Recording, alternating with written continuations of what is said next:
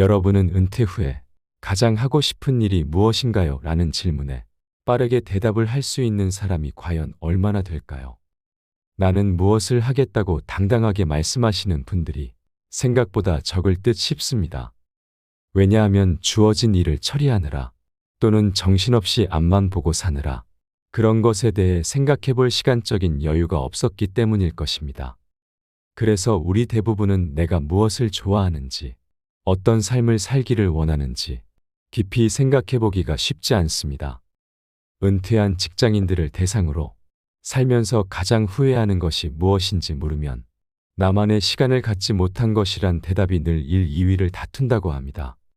우리는 이제 인생 100세 시대라고 하는 긴 노후의 시간을 선물로 받은 시대에 살게 되었습니다. 길어진 노후가 재앙이 아니라 축복인 삶을 살아내야 하는 것입니다. 지금까지의 삶도 물론 중요했지만 그 어느 때보다 은퇴 이후의 삶이 매우 중요하다는 사실을 잊으시면 안 됩니다. 중년 이후에 접어들면 만나는 사람들도 자연스럽게 줄어들게 되어 외로움을 가장 큰 걱정거리라며 힘들어 하시는 분들이 많습니다. 다른 건 어떻게든 참고 살겠는데 외로운 건 도무지 익숙해지지도 않고 너무 견디기 힘들고 고통스럽다는 것입니다. 그러나 노후에 혼자 있는 시간을 잘 보내지 못하면 비참한 노후를 보내야 하거나 자존감이 낮아지고 심하면 우울증에 빠져들 가능성 또한 높아집니다. 외로움이든 고독감이든 혼자 있는 시간을 나의 깊이와 개성이 한 단계 성숙되는 시간으로 만들어가야 합니다. 이제는 누구 눈치 볼 필요도 없고 누군가를 위해 희생해야 할 시간도 지났기 때문에 어느 누구로도 대체될 수 없는 온전히 나로 살아갈 수 있는 특별한 시간이 펼쳐져 있다고 생각해 보세요. 벌써부터 기대되고 설레이지 않나요? 그러니 나이 들면 혼자 있는 시간을 어떻게 보내느냐에 따라 나의 삶의 방향이 확연하게 바뀐다고 해도 과언이 아닌 것입니다. 혼자 잘 지낼 수 있는 힘, 즉 고독력은 외로워서 떨쳐내느라 몸부림쳐야 하는 것이 아니라 분명한 능력이 될 것입니다. 독일의 철학자 괴테는 이렇게 말했습니다. 자신을 믿어라. 그러면 어떻게 살아야 할지 알게 될 것이다. 이제부터는 자신과의 싸움입니다. 더 쉽게 말하자면 자신의 남은 시간과의 싸움인 셈입니다. 시간과 싸워 이기는 사람이 되어야 합니다. 우리는 시간을 내 편으로 만들 수 있습니다. 사람들은 말합니다. 은퇴만 하고 나면, 이 회사만 그만두면 이제 내 멋대로 내가 살고 싶은 대로 살겠다고 말입니다. 그러나 막상 그러한 때가 오면 생각보다 어떻게 해야 할지 몰라 허둥지둥하는 사람이 대부분이라고 하는데요. 그래서 오늘은 혼자서도 잘 지낼 수 있는 4가지 방법에 대해 소개하려고 합니다. 영상 끝까지 시청하셔서 남은 노후의 시간을 아름답게 가꾸어 가는데 도움을 얻으셨으면 좋겠습니다. 첫 번째, 남의 눈을 의식하지 말자. 쇼펜하우어는 우리의 불행은 대부분 남을 의식하는 데서 온다고 했습니다. 우리는 어려서부터 남들 보기에 어떠해야 하는지에 자신의 에너지를 너무 많이 소모하며 살아왔을 것입니다. 그래서 있는 척, 잘난 척, 아닌 척, 괜찮은 척, 착한 척 등 셀 수 없을 정도로 많은 척을 하며 살아갑니다. 그러다 보니 온전히 나만을 위해 무언가 한다던가 남의 눈을 전혀 의식하지 않고 사는 것은 거의 불가능에 가깝습니다. 다수와 조금 다른 선택을 하기라도 하는 날엔 많은 이들의 따가운 눈총을 받아야 하거나 수없이 많은 충고나 질타를 감당해야만 할 수도 있을 겁니다. 그러나 이제부터는 나만의 가치관이나 철학을 명확하게 세우고 그에 맞게 살아보는 것이 좋을 것입니다. 젊은 날 남에게 맞춰주느라 나의 많은 에너지를 쓰느라 집에만 오면 무기력해지거나 허무하게 그냥 그렇게 흘려보냈던 시간들이 많을 것입니다. 그러나 이제는 가면 아닌 가면들을 모두 벗어던지고 인생을 가볍게 살아가야 합니다. 인생에 너무 많은 것들을 신경 쓰다 보면 무거운 짐들에 짓눌려져 허우적거리는 자신을 발견할 때가 있습니다. 그러면 내가 지금 뭐 하는 거지? 이렇게 사는 게 맞나? 하는 생각도 들게 마련입니다. 모두에게 잘할 필요도 없고 모두에게 좋은 사람일 필요도 없다는 생각입니다. 너무 애쓰지 않아도 된다고 말씀드리겠습니다. 삶의 다양한 부분에서 과감하게 비워내고 줄여서 나에게 남은 시간에 과감하게 투자하시면 좋을 것입니다. 또한 자신에게 중요하지 않은 분야를 경험하거나 시도할 때 다른 사람의 판단에 흔들리지 않는 것이 좋습니다. 자신감이란 자신의 능력 밖의 일에 대해 어떤 외부의 말들에도 개의치 않는 능력입니다. 두 번째, 너무 많은 일을 하지 말자. 우리는 언제나 내 인생에 너무 많은 일을 하려고 애를 쓰며 살아갑니다. 그렇게 살아가다 자신의 인생을 돌이켜보면 생각보다 별로 한 것도 없고 별로 이룬 것도 없다는 사실을 깨닫고 당황스럽기까지 한 자신을 발견하고는 씁쓸해한 적도 있을 겁니다. 연초가 되면 올해는 운동을 열심히 해서 건강한 몸을 만들어야지. 다이어트에 성공해야지. 올해는 100권의 책을 꼭 읽고 말리라.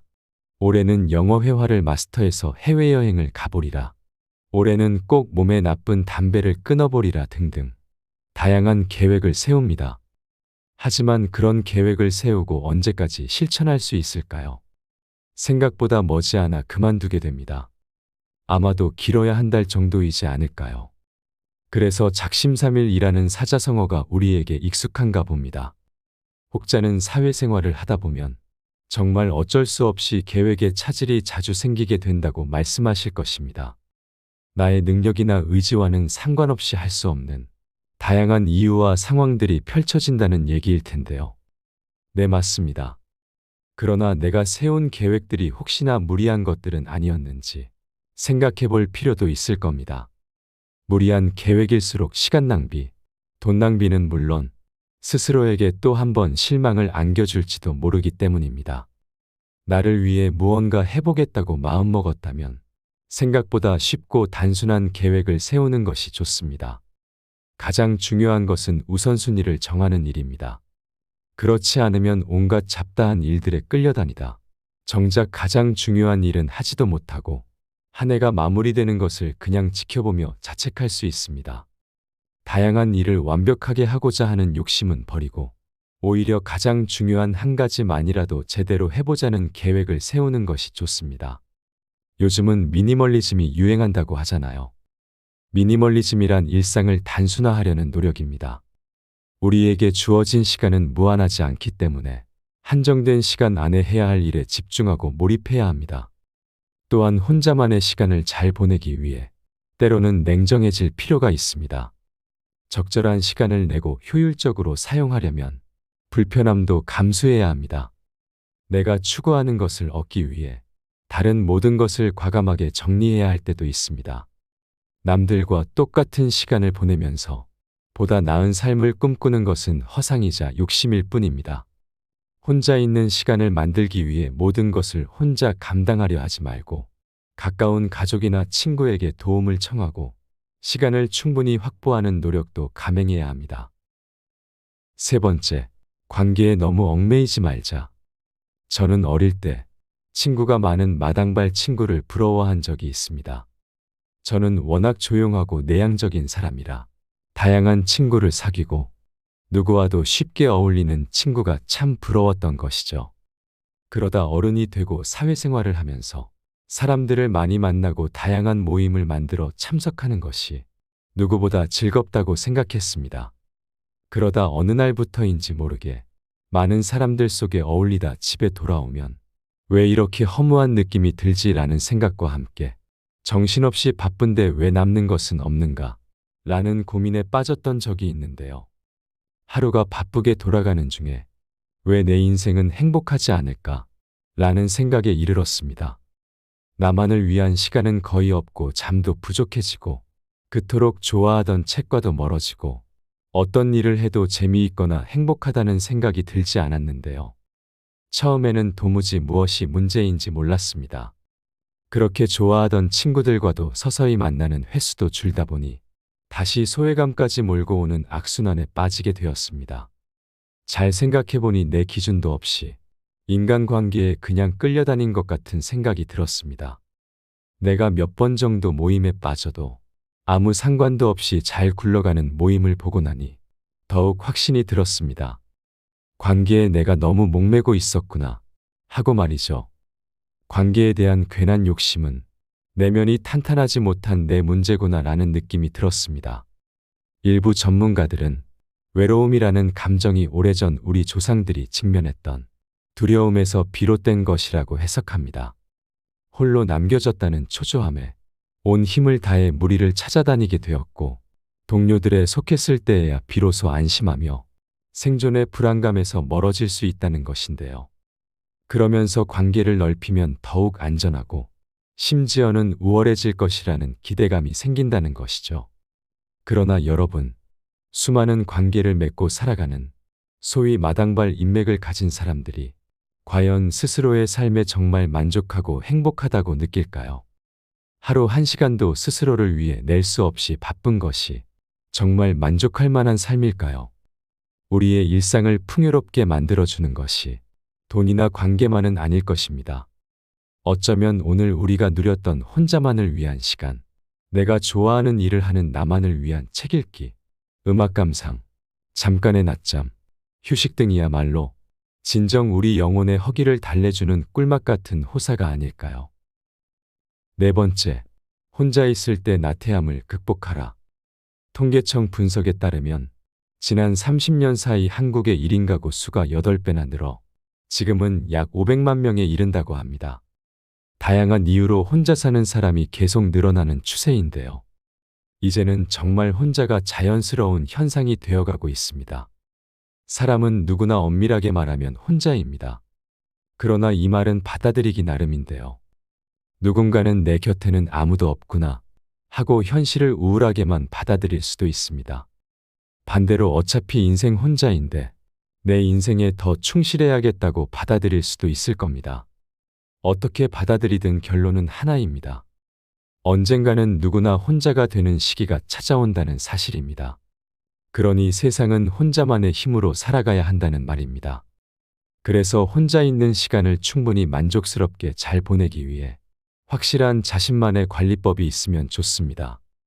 혼자만의 삶을 살아간다는 것은 누구에게 기대거나 의지하려는 마음을 내려놓고 결국에는 자신과 자신의 생활에 대해 온전히 책임을 지고 그 한계를 차츰차츰 넓혀가는 끝이 없는 여정인지도 모르겠습니다.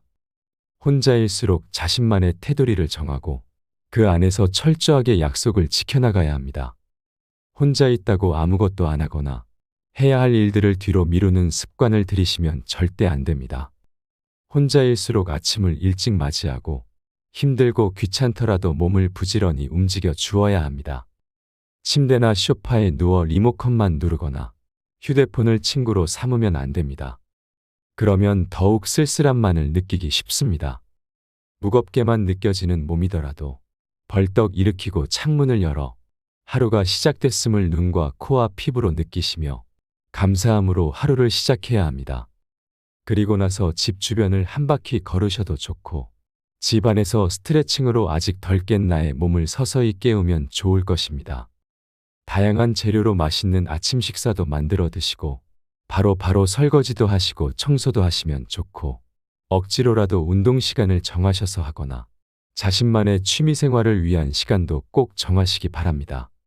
가끔은 취미가 같은 동호회에 참석해 공통의 관심사를 가진 사람들도 만나시고 다양한 주제로 이야기꽃을 피운다면 더욱 좋을 것입니다. 무엇이든 한순간에 이루어지는 것은 없습니다. 그래서 매일매일이 가장 중요한 것입니다. 하루하루가 쌓여 지금의 나를 만들었듯이 지금부터의 하루하루가 쌓여 내 노후의 삶을 만들어갈 것입니다. 매일 많은 양을 한꺼번에 할 필요는 없지만 매일매일 조금씩이라도 이루고 성장하는 꾸준함이 더욱 필요한 시점입니다. 오랜 시간이 흘러보면 알 수 있습니다. 많이 이루려고 노력한 사람보다 결국에는 꾸준히 해온 사람들이 더 잘 살고 있다는 것을 말입니다. 이것은 경제적인 부분만을 의미하는 것이 결코 아닙니다.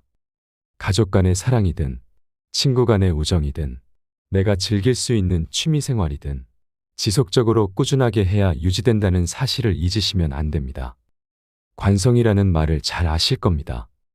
인간의 기본 심리는 무조건 자신의 습관 같은 것들을 지키려고 노력합니다. 그러나 그것의 나태함마저 나의 것이 되면 안 됩니다. 나태함을 끊는 가장 좋은 방법은 규칙적인 생활 습관을 들이는 것입니다. 많은 사람들이 젊을 때는 경제 활동을 해야 하므로 반강제적으로 나름 규칙적인 생활을 하고 있습니다. 그러나 나이가 들고 은퇴까지 하게 되면 이러한 규칙적인 생활 패턴이 깨지기 매우 쉽다는 것을 아실 겁니다. 거창한 버킷리스트 같은 것을 모두 다 계획하고 실천해야 하는 것은 아니지만 나름의 자신만의 계획을 촘촘하게 세우고 이를 실천해 나가셔야 노후의 긴 세월이 헛되이 흘러가는 것을 막을 수 있습니다. 우리 모두는 나약한 존재지만 그 나약함을 이겨내고 넘어서는 존재 또한 우리일 수 있다는 사실을 꼭 기억하셨으면 좋겠습니다.